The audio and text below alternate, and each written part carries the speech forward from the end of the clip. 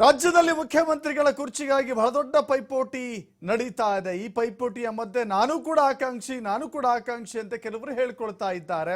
ಇದೇ ವಿಚಾರಕ್ಕೆ ಸಂಬಂಧಪಟ್ಟಂತೆ ಆಕಾಂಕ್ಷಿಗಳ ಪಟ್ಟಿ ಬೆಳೀತಾ ಹೋಗ್ತಾ ಇದೆ. ನಾನು ಸಿಎಂ ಆಗ್ತೇನೆ ಅಂತ ಹೇಳಿ ಮಾಜಿ ಸಚಿವ ಹಿರಿಯ ಕಾಂಗ್ರೆಸ್ಸಿಗ ಹಾಲಿ ಶಾಸಕ ಶಾಮನೂರು ಶಿವಶಂಕರಪ್ಪ ಹೇಳಿದ್ದಾರೆ. ಸಿಎಂ ಬದಲಾವಣೆಯ ಪ್ರಸಂಗ ಬಂದ್ರೆ ನಾನೇ ಇರ್ತೇನೆ, ನಾನು ಕೂಡ ಆಕಾಂಕ್ಷಿ. ರಾಜಕೀಯದಲ್ಲಿ ಜೂನಿಯರ್ ಸೀನಿಯರ್ ಪ್ರಶ್ನೆ ಬರೋದಿಲ್ಲ.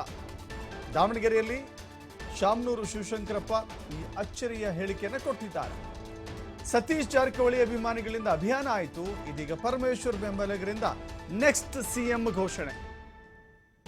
ಒಂದು ಕಡೆ ಸತೀಶ್ ಜಾರಕಿಹೊಳಿ, ಮತ್ತೊಂದು ಕಡೆ ಶಾಮನೂರು ಶಿವಶಂಕರಪ್ಪ, ಇನ್ನೊಂದು ಕಡೆ ಡಾಕ್ಟರ್ ಜಿ ಪರಮೇಶ್ವರ್ ಅವರ ಬೆಂಬಲಿಗರು.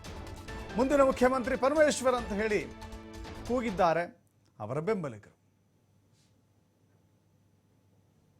ಈಗ ರಾಜಕೀಯದಾಗ ಜೂನಿಯರು ಸೀನಿಯರ್ ಪ್ರಶ್ನೆ ಬರೋದಿಲ್ಲ.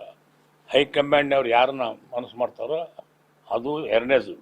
ಇರ್ತಕ್ಕಂಥ ಚುನಾವಣೆಯಲ್ಲಿ ಗೆದ್ದಿರ್ತಕ್ಕಂಥ ಶಾಸಕರು ಯಾರಿಗೆ ಬಹುಮತ ಕೊಡ್ತಾರೋ ಅವರಿಗೆ ನಮ್ಮ ಹೈಕಮಾಂಡರು ಹೆಸರು ಅದು ರೂಢಿ ಅಂತ ಪ್ರಸಂಗ ಬಂದರೆ ಕಂಟೆಸ್ಟ್ ಮಾಡ್ತಾನೆ.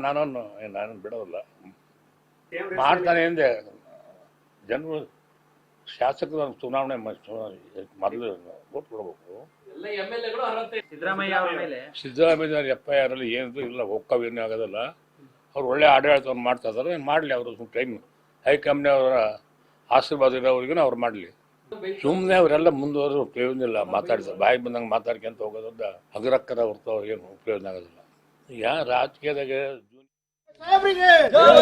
ಮುಖ್ಯಮಂತ್ರಿ